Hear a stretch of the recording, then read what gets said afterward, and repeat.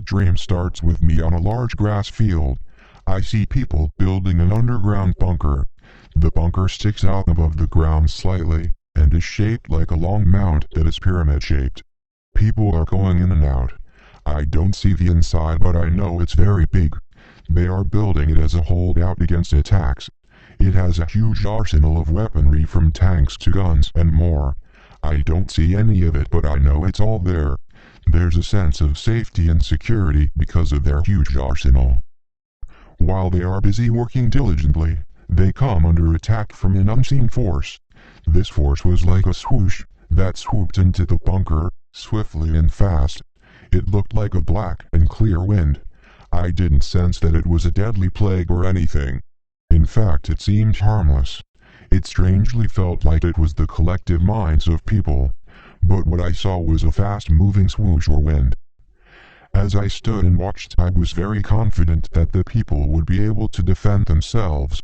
But to my surprise and even shock, they were quickly and easily overcome. I got the sense that the people in the bunker were overconfident in themselves. When this force swooped in, they all began to run out of the bunker in panic and haste, with fear and urgency in their faces, as if they were running from something deadly. This took me by surprise. The dream changes and I'm now in a small town somewhere. It's a bright sunny day. I see a town square and a rail line train system that runs overhead. People are on the streets just walking around minding their business. Some of the buildings in this town looked old-fashioned but nice. Suddenly I'm inside one of the buildings. It's dark and dirty. It was boarded up, like it had been abandoned for a long time. I remember seeing a dirty staircase, old dusty wood and grimy windows. I'm back outside of the building, standing in the middle of the street. While I'm standing there, I get a vision of that underground bunker. In my vision I see tanks coming out of the ground and a huge military force emerging. I come out of my vision and look to my left. Down the street, I see a tank in the far distant at the end of the street, just sitting there. The scene changes and I'm now in a different part of the town. The atmosphere has changed. It's gloomy and gray, and the streets and buildings are empty. No one else is around. I'm alone standing at the center of a four-way intersection. The 4 streets lead out of the town. As I am standing there, I hear a voice say, "Go shoot the statue of Lincoln." I think to myself, how? I don't have a gun. I just blow it off. While I'm standing there, I start to feel an ugly sense of oppression. The scene changes and I'm back at the town square. It's sunny and bright. I'm standing at the train waiting and making conversation with someone, a random person. There are other people talking and people down below walking around. I sense that everyone is trying to get along with their daily lives and pretend like nothing is wrong, but also having the sense that things are not right. The train waiting area was red. It was 2 stories up since the rail system ran overhead. As I am talking to someone, I suddenly feel 2 cold metal barrels press against the left side of my temple.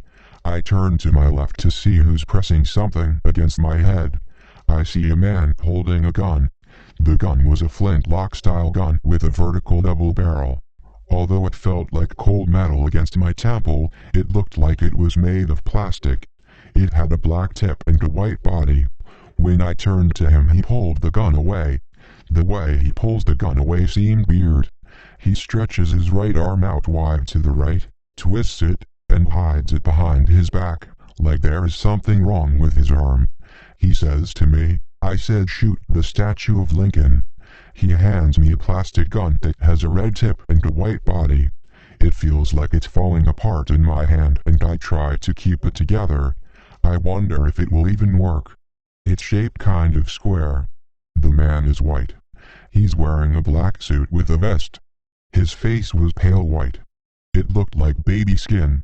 He was fat and had a big double chin which really stood out. He was completely expressionless. Next, I'm standing in front of a statue of Lincoln. I'm wondering why they want me to shoot the statue. I think to myself, is it just for symbolic reasons? Does it mean I betray America? I looked around, but the town was empty. I was alone. It started to become overcast and windy. I look at the statue and aim the gun at it.